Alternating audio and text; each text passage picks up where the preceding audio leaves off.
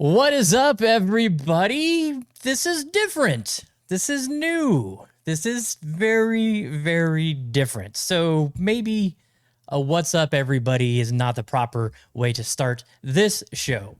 Yeah, that was the first thing I was going to ask you. Is you gonna start this one that way too? Maybe just this first one. So, The first one. my name is Matt. Across the screen from me is my good friend Rohrs, live from Miami. Right? Is that technically where you're at, or is it Hallandale Beach, Hallandale right between Beach? right between Miami and Fort Lauderdale. So very south compared to where I am right now in Vegas. But this is something new that we've wanted to do for a long time.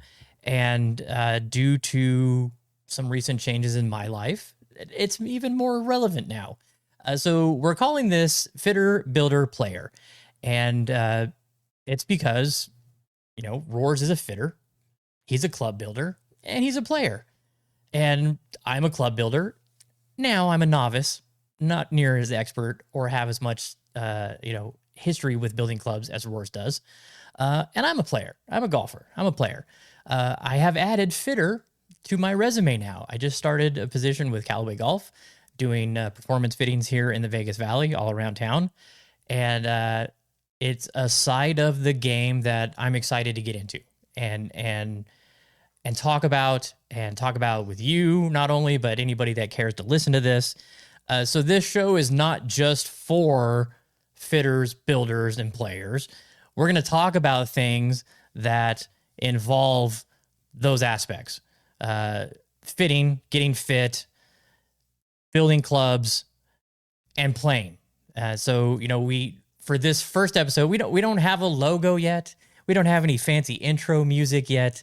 It's just two guys shitting the breeze from opposite ends of the country talking golf. So I thought maybe a good idea for those who aren't familiar with who Rohrs is. You guys all know me from the podcast that Joe, Dan, Jeremy, and myself do each week. Rohrs is a big supporter of ours, so we're putting these out on the Chasing Daylight platform. If this takes off and it becomes something of its own, maybe we'll start a whole new show for it. But until we get to that, it's going to be here on the CDP feed. So you'll be able to see these episodes here. But Rohrs, why don't you tell everybody a little bit about yourself and why people should actually listen to what you have to say when it comes to fitting, building, and playing? Well, I guess the why would just be because I'm pretty entertaining. You can take any 6 to 9 month stretch of my life and turn it into a Netflix original series. So we get to talking about some of the outside of the fitting bay or the build shop or the golf course. Hang on, buckle up. Now I've really kind of tamed down here lately. But anyway, been a golf enthusiast all my life. As a kid, my dad would drop my sister and I off at the swimming pool, which was right next to the putting green, and my mom and dad would go play. We'd chip and putt. Nothing out there more encouraging to get better than to make sure you don't get beat by your sister. So spent most of my childhood on the short game facility, and then played competitive in high school and college, and jumped into the golf industry. Played pro for a little while on the Hooters tour, which is now defunct or not around. It might be something else. Might be something else now. I'm not 100% sure. They change names so fast; it's hard to keep up with them. Yeah, and then a lot of folks will probably recognize me from Strokes Gain Customs. I got started back in the early 2000s, late 2000s. Basically, I couldn't afford what I wanted in a putter, so I figured out how to take one and turn it into that, and then that turned into customizing and restoring, and that story. Everybody knows that story. You just yep. Turning the lights off in the shop one night and said, "Hey, I got everything here to do my own thing," and did that for 8 or 9 years. Went to work for TaylorMade Golf. That was my first paycheck that didn't come from myself in the golf industry, unless you count mowing fairways and tee boxes when I was 16. Couldn't wait Gotta to count get off. that. Gotta count that. Yeah, yeah. Couldn't wait to get off the farm riding a tractor. So I got a job riding a tractor. Or at least I was getting paid for it. Yeah, I went to work for TaylorMade as a fitter, and then was a head pro and an assistant pro. For a little while. Decided that was very much not what I wanted to do. I had a huge passion for fitting and building, and got to do a little bit of everything. Between demo days and VIP fittings that morphed into working PGA Tour events. In the build trailer. I have fit and built clubs for really high ranked players. Some top players in the world, put it that way. Yeah, some top players in the world had been flown to events to work on clubs when they get in a funk. And then went back to work for TaylorMade after doing the club pro thing. And then Shell Bay, where I'm at now, Shell Bay Club here in Hallandale Beach. They stole me away from TaylorMade. TaylorMade always wanted me to either fit or build, and sometimes seasonally I could do both, but I just love fitting and building. We can get more into that later, but Shell Bay gave me an opportunity to come over here, work at one of the, if not the most exclusive clubs in the United States, North America, world. It's been named on some lists. It definitely has gotten some publicity. And I've got just this phenomenal $9 million facility here that I fit all day in season and build clubs all night, and try to cut the hours back a little this year, just by being more efficient. And I'm gonna have an apprentice this year, which will be great, and then another guy helping with some of the paperwork stuff. So nice. Anyway, yeah. So I'm a fitter, I'm a builder, I'm a player. Haven't played a whole lot lately. Had some health issues, surgery this past summer, so just kind of getting back into it. He's not bashful about player, or he is being bashful about being a player. Rohrs is very talented when it comes to the golf course. He has a tremendous amount of hole-in-ones. We've always talked about that. You're known as the Albatross legend out at Sweetens Cove because you had 2 albatrosses on the same hole on the same day, different pin locations. Don't know. We researched it. We couldn't find anybody else that's ever done that. So you're a stick. You play the game a little bit differently than most people. You're not big on data. You're more big on feel and what feels right. I'm a big data guy, so I think we'll jive well on that. You got this amazing facility behind you. If this ever makes it to the airwaves, we have the ability to really dial in and dig into some cool things. So we may be doing that in the future. But very, very experienced individual here. I love picking his brain. I know he likes to give me trash about how much I reach out to him about helping me, but I know that was you on Joe's post. So hey, did he rat me out or did you just know? Oh no, I knew right away. I said, "Hey, who said that?" He goes, "Guess." I said, "It was Rohrs." He said, "Oh yeah." Very, very respected in the industry, highly talented, a club whisperer, you could say, is Rohrs. So I'm excited to be able to pick his brain on that. Me, on the other hand, I'm a hack. Different aspects for how I became involved in the golf space. Going back to when I started the Breakfast Ball way back in 2009, I was just looking for a way to vent my frustrations about how hard this damn game is. I started, I played younger. I played with friends. I worked at golf courses, but never really got into the game side of it and playing well. It was always just something to screw around and do. But in 2009, I started playing a little bit more frequently. I have some friends that come into town annually, and I always wanted to get involved with their games, but I just wasn't good enough. So I said, I'm going to get good at golf. So 2009 is when I say I started playing golf, even though I've played going way back. I started the Breakfast Ball. That was enabled me to talk about the game. I made a bunch of good connections writing that blog. I started doing reviews for Three Guys Golf and enjoyed doing that. That really got me involved with the back end and the marketing side of the golf space, dealing with VPs of marketing and doing reviews for companies, making connections with those companies, going to the PGA merchandise show, and things in that nature. Really opened my eyes to it. This great big world of golf, and I loved every minute of it. That's how we got connected.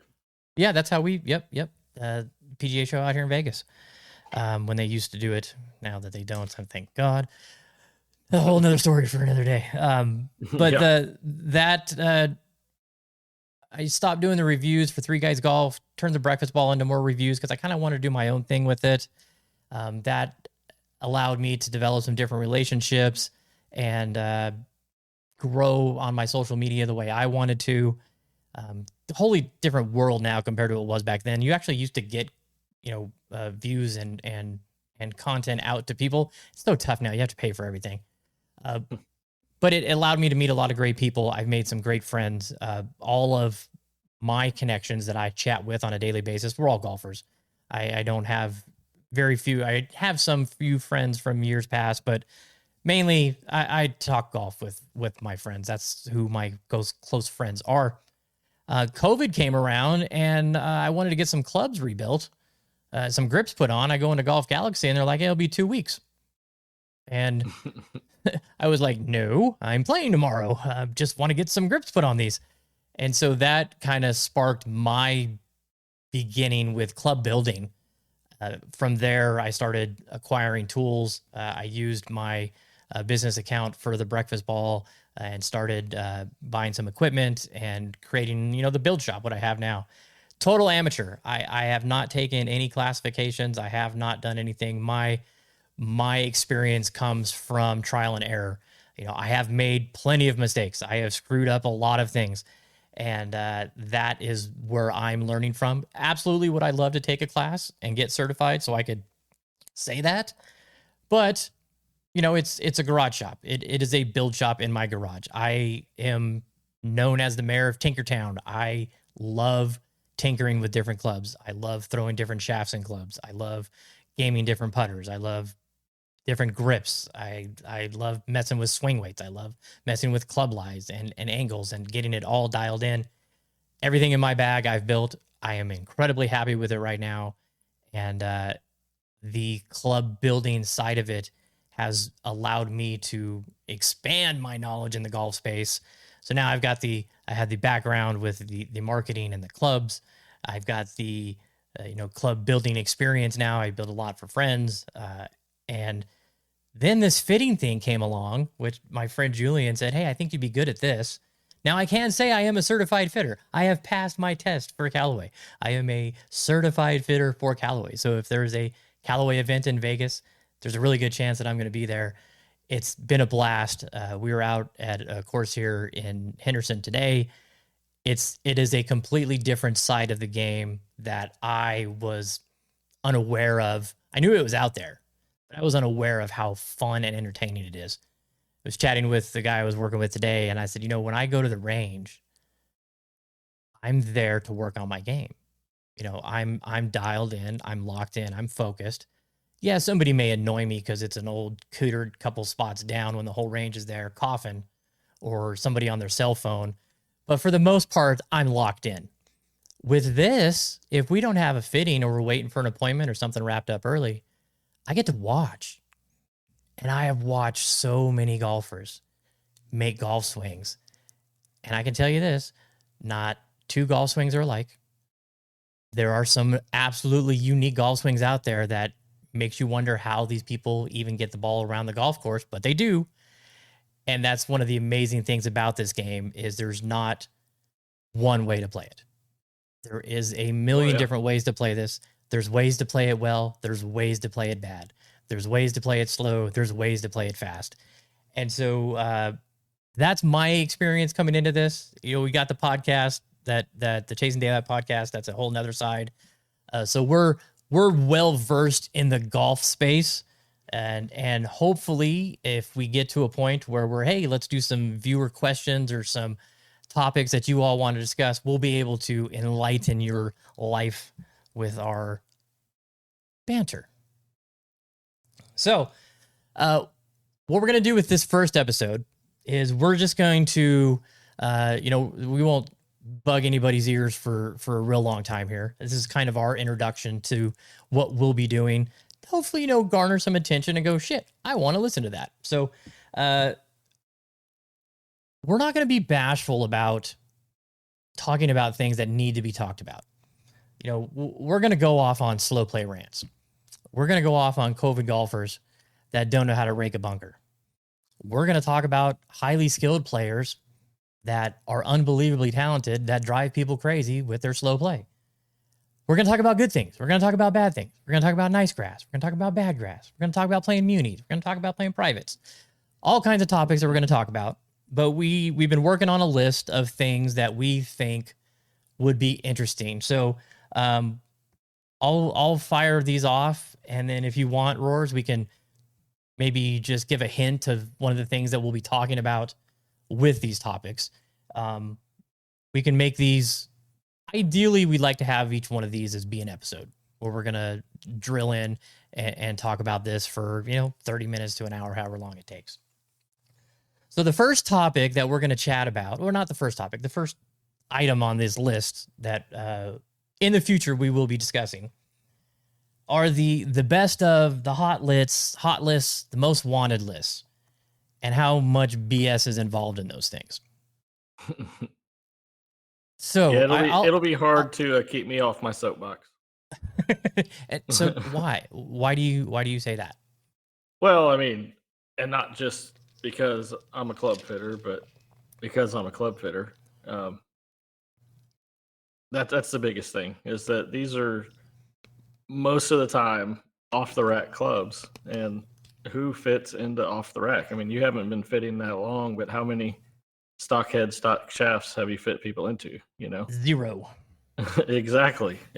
So it's like the best of the worst, so to speak. It's who cares how much people want it? If it doesn't fit you, it doesn't need to be in your bag. And then there's a politics side of it too.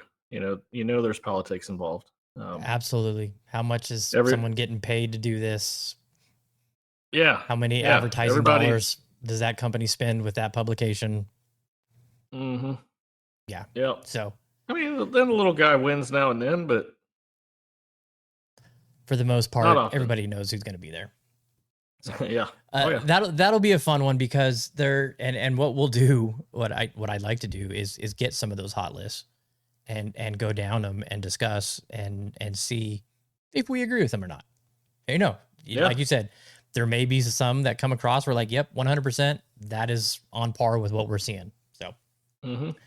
All right, optimizing your club fitting. Now, this is an interesting one, because you can go into a club fitting and be dealt, basic ass fitting. You can go in there and get fit to an off the rack club, and understanding what to go into a club fitting and what you are looking for, I think is going to be a huge benefit to people that tune in.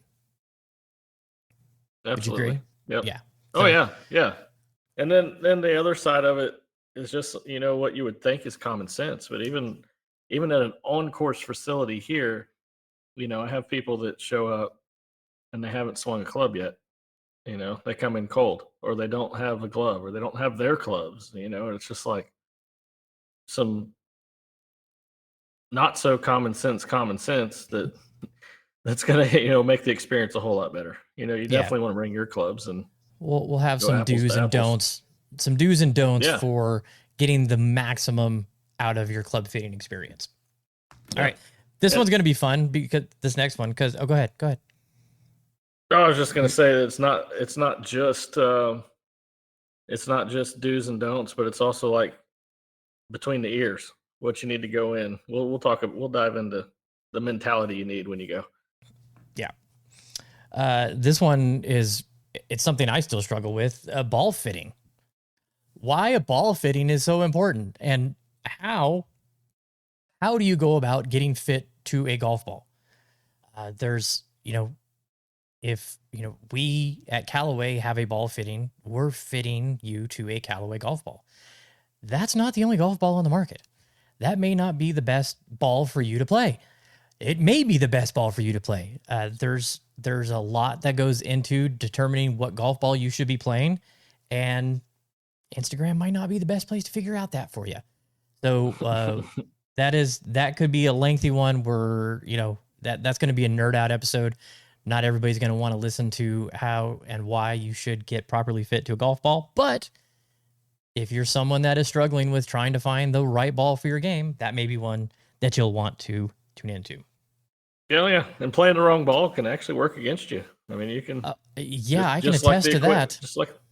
Just like the equipment, if your ball's not grabbing or not spinning when you're trying to work it, so just like the clubs in your hands, you don't want them working against you. No, you don't. All right. Never trust an OEM build shop. This could be, one of those where we just wear disguises and change our voice. Yeah.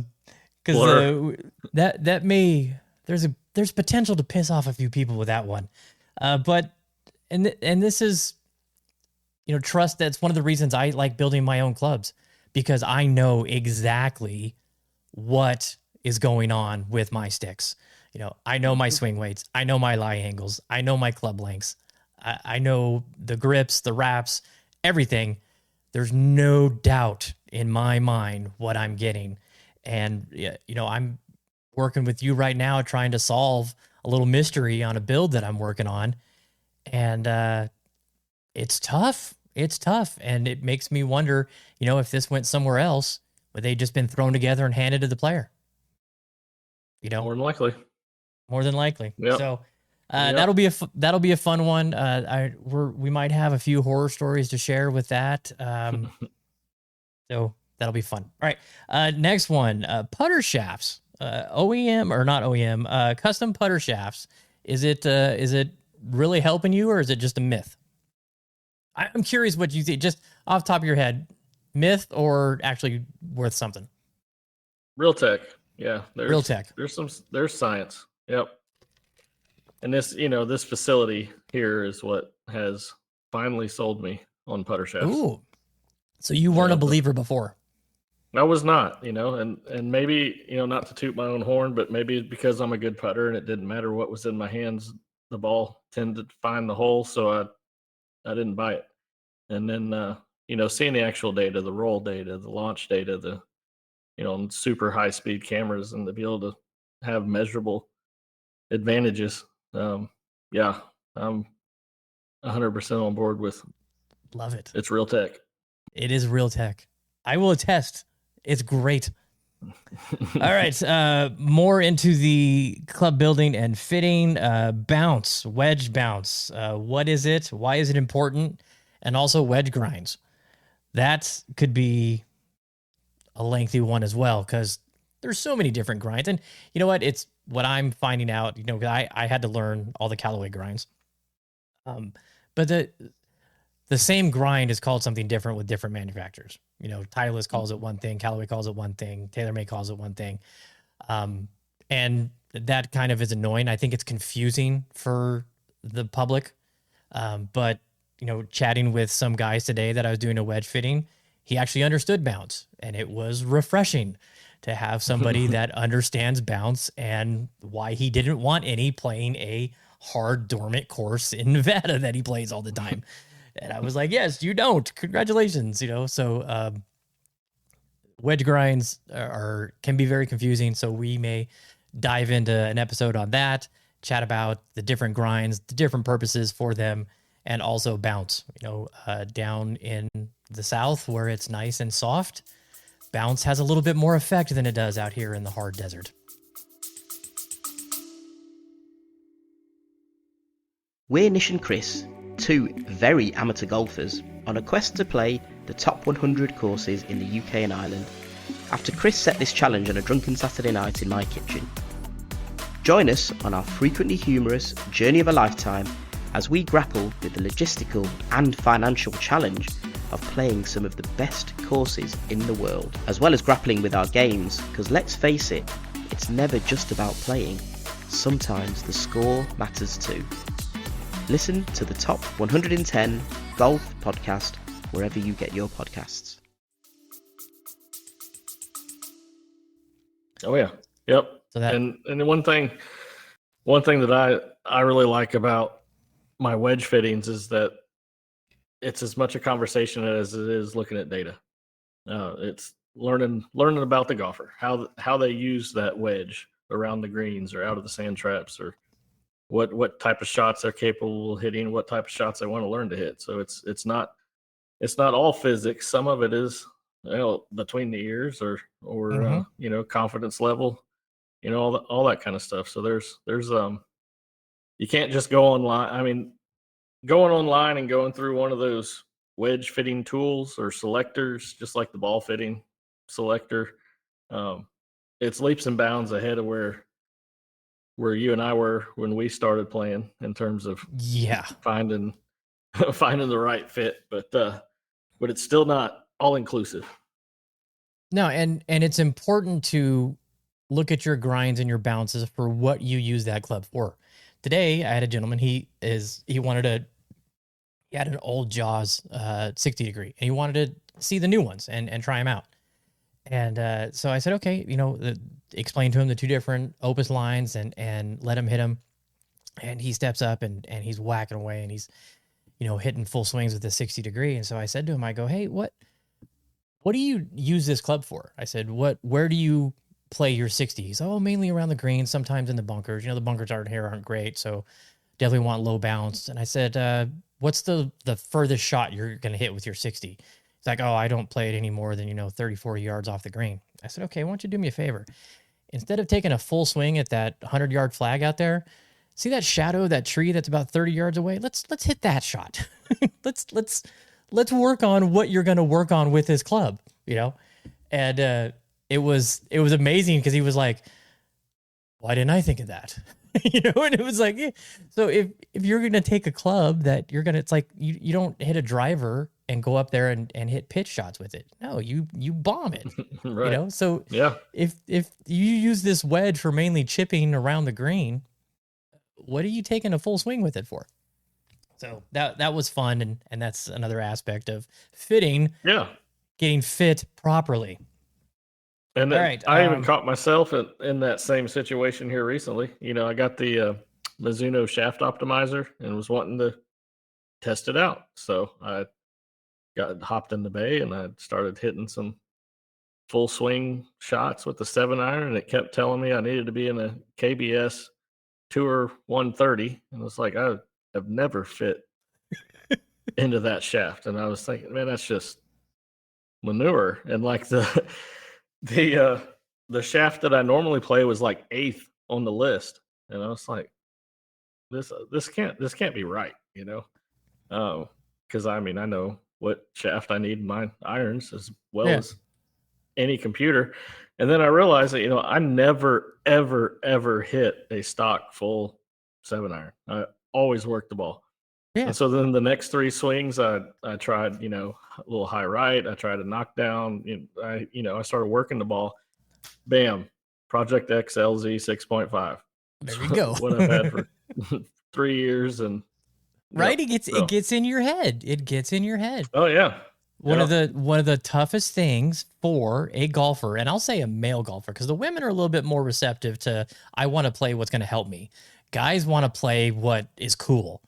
And, I had a gentleman a couple weeks ago that his swing speed and his club path and his face angle all put him in a Big Bertha.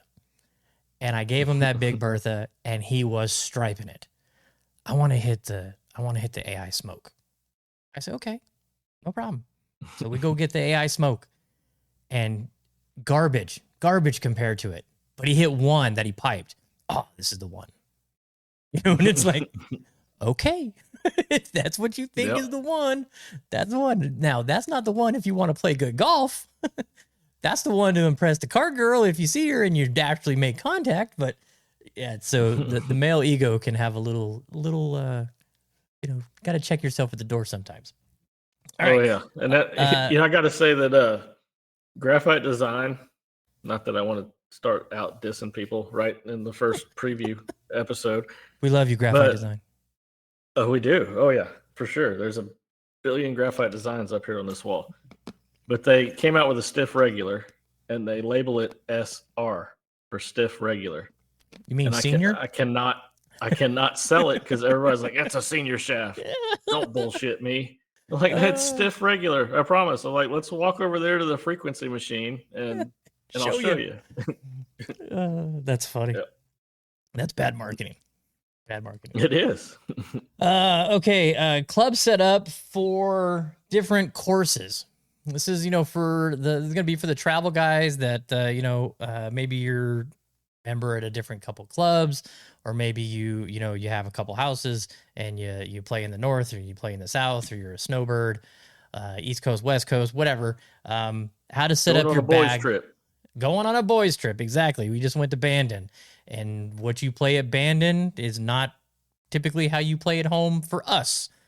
Bandon is very different compared to what we're used to around here. So, you change your set makeup a little bit. So we'll be going into conversations about how to properly set up your bag for where you're going so you can play your best while you're there. Go ahead. Oh, I was just going to say, we might also talk about just kind of making the game a little more fun. Maybe a 7 club setup, maybe bust out some hickories or persimmons, Persimmons. Joe's on a persimmons kick right now. He's loving it. I love them. When to combo an iron set. I think it's becoming more popular. I don't know has it always been popular? Like I said, I haven't been around club building side of things. Has combo sets been popular for a while, or is this a relatively new thing? I would say it's been around quite a while. Even on tour, probably more so. I think in mainstream, it's a little more fad than it is necessary. It doesn't necessarily mean that it's a bad thing, but he talked about ego already, and that's what happens a lot of times is, somebody's willing to admit, well, I really don't want to hit this muscle back blade 3-iron on a cold day, so I'll go with the cavity backs. They still don't have any business with the muscle back 8-9 pitch, but there's a space for it, and there's not a space for it, and we'll dive in. Yeah, my opinion, MBs should not be muscle backs. They should be called mini blades. Good Lord, those things are small. Yeah, I have absolutely zero business playing an MB, so won't see that anytime. Did you ever see my Mira baby blades? Oh yeah, those were little tiny. tea set. Yeah, it's like it's supposed to be on a keychain. So this is a fun one, mini drivers, because my very first official golf purchase of legitimate golf gear was the Cobra TI driver. You remember that one? It had the little arrow on the hosel, the offset, carrier slice with the Cobra TI. My 5-wood, I think, has a bigger head than that thing right now. The driver heads were so small back in the day. And the mini drivers are coming back around now. They've become more popular. You got the mini burners. You got Callaway's just doing one. What's your thoughts on the mini driver? We'll dive into that real quick.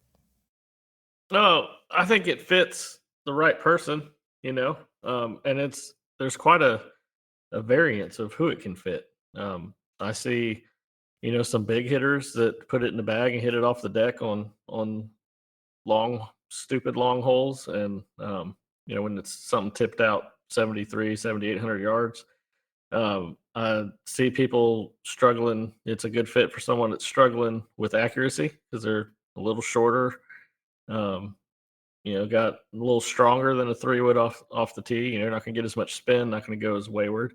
And then I've also seen some slower, smoother senior golfers that there's just too much club for them to swing a 45 and 3/4 inch driver. Yeah. And it's some ladies too. You know, I've got some members here that husband and wife are both playing a burner mini driver and finding fairways, and they're waxing the young kids when we have a outing. That's funny. Yeah, so we can dive into that in an episode. And then indoor and outdoor fittings, grass versus turf. This is kind of a big one. Last week we had to fit off mats. And one thing that I don't mind about fitting off a mat is you're not worried about the turf. You know, it's flat. It's a flat surface. You can really kind of get a gist for the person's swing and how they're hitting the ball. You don't have to move we use GC quad. So, if somebody's leaving a divot pattern, you got to move the GC quad. People don't like to stay stationary. They like to move around. But if you're on a mat, they're focused and locked in at this spot. But a golf mat will make you look really good at golf because you can hit a fat shot on a mat and have a beautiful ball flight and carry it a long way. Where that on grass, not the same. So we can dive into that. And then, oh man, my favorite subject in golf, the influencers. I forgot what it is. Influencers. Oh yeah. The influencers. Yeah. Wow. Joe and I were talking about this and I'll lead with this and then we can get into it for an episode. But what actually is an influencer and what they're doing? Somebody that I've been listening to a lot lately, the Sweet Spot podcast with John Sherman and Adam Young. And he has a huge following on Twitter or X, good following on Instagram, and his content and their show is outstanding. Anybody want to geeks out on good golf talk, check that show out. But I shared a story of theirs, I shared a story and gave them props for the episode that they had on. And John was kind enough to share it on his stories. And I gained like 70 followers. Right. And we have our friends at Beautiful Golf Courses who are big supporters of the CDP show, and they'll share something and they have 350,000 followers and we won't get any. And it's like, who is actually influencing, So yeah. I would love to dig into this and kind of put a definition on, because in my opinion, John, that's influencing. He shares something on his feed and his followers are resonating with it and go to it. That to me is an influencer, much more than somebody who's paid a lot of money to swing golf clubs on YouTube. Yep. So that can be a whole. It moves the needle. Yeah, that's can't argue about that. Hey, one other thing that I want to talk about, and I may get my buddy Eric to come on the show for this one with us because he worked for the LPGA Tour. He was the tour rep for the LPGA for Adams Golf. He knows Barney Adams and Blair O'Neill from BGT, been around the fitting game for a long time. And we're always talking about what the tour pros play to what the public plays or what the public can get. There is a lot of people believe that they're getting the exact same thing. Some situations, yes. Some situations that is true. There's that story about the guy whose putter broke in his flight, walked into Golf Galaxy, grabbed a putter, goes out and wins a tournament. Yeah, he played an off the rack putter. That's an anomaly. But some guys play very basic equipment. Some guys play some really fancy high tech shit. And so I think that would be a fun one for us to dive into, the difference between tour pros equipment and, the people they're influencing to buy gear and what you're actually getting. So, yeah. You got any other ones? That one can go. Yeah. I hadn't really thought of too many others. We can dive into some how-tos and tips and tricks and hacks in the build shop, absolutely. Even go build a set of clubs one day. That would be fun. On air. That would be fun. Live. Yep.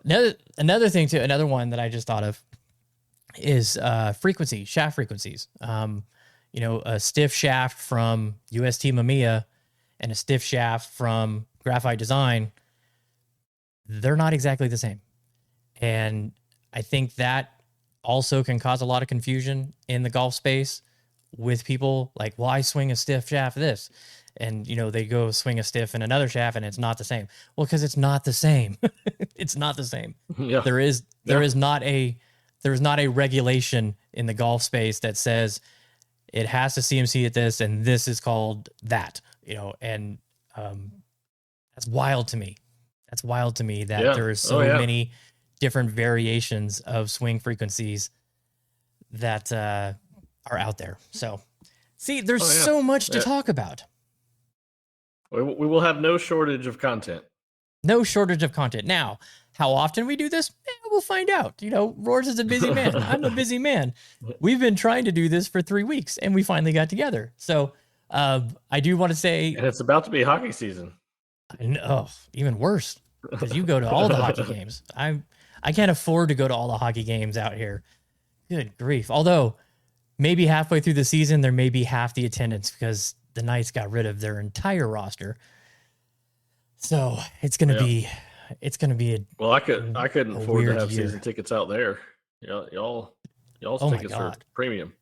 Oh, it's ridiculous. Yeah. Football, basketball, hockey, you name it. Vegas is going crazy. F1, good Lord. I got a T-Mobile ad, 'cause I'm with T-Mobile. I got a T-Mobile ad saying free upgrade to premium seats at F1. I'm like, oh shit, let me click on that. Yeah, you had to buy a ticket. The ticket was $1,000, and then they upgraded you to a $1,500 ticket. And I'm like, okay, yeah, that's nice. If I was going to spend $1,000 to go sit in the dark and watch some F1 cars. Hey, I love F1. Don't get me wrong. It's awesome that it's in my city again, but prices are insane right now. I need to tag along. I've kind of wanted to get into it. I mean, I used to like NASCAR, so if I like NASCAR, surely I like F1. Yeah, F1, I love it. I absolutely love. You know what I love about it is there's 20 cars, there's 10 teams. They all drive the same car. The only thing that's different is the engine and the driver. And it's all strategy and performance and how good is your driver. And those guys are talented. They're amazing. Just start with season 1 of the Netflix series, and that'll get you into it. It's way better than Full Swing. So don't think that you're going to get trapped into some horrible golf content like Full Swing. No, the F1 on Netflix is absolutely amazing. Sweet. See, and we could talk about stuff like that too. Heck okay. Yeah. Hey, brother, thank you so much for doing this. I think it's going to be a lot of fun. I think we're going to enlighten a lot of people. I think we're going to piss off a few people, which, hey, maybe some people need to be pissed off. But hopefully we bring a lot of joy to everyone's faces and ears as they listen to us. When we'll be out with episodes, you'll find out. We'll start talking about it. We'll start promoting them. And then I'll have all these topics that we want to discuss down in the show notes. And, leave a comment on it. Let us know what you want to hear. And, we get some, people promoting what they want to hear, then we'll start talking about it. So got anything else you want to fire off before we head out of here? Oh, I think it's going to be a lot of fun come January when all the new stuff comes out. It will be. Yes. Putting it to the test. Like, I don't trust any YouTube video, any Instagram story, any magazine article. I mean, it's right here in the fitting bay where I go head to head with all the manufacturers every day, and probably going to open some eyes. It's the best way, in my opinion, to be able to get fit is to have all the options available to you. Mm-hmm. Don't get me wrong. I love doing what I'm doing for Callaway. I think Callaway has some amazing equipment. I'm not going to talk bad about them because they're supplying me with a paycheck and I'm having a blast doing it. But I would not work for them if I didn't think that they didn't have great equipment. I had an opportunity to work for another brand. I chose not to because this Callaway opportunity presented itself to me. So, but with Rohrs having the facility that he has, we're going to be able to dive into some shit. So it's going to be a lot of fun. So Stay tuned for more episodes. Fitter, builder, player is what we're calling this. We'll figure out a logo. We'll figure out some fancy music. We'll figure out a way to make this more enjoyable for everybody. But until then, you get our beautiful faces, you get our beautiful voices, and we'll be back with another episode hopefully soon. Thanks a lot.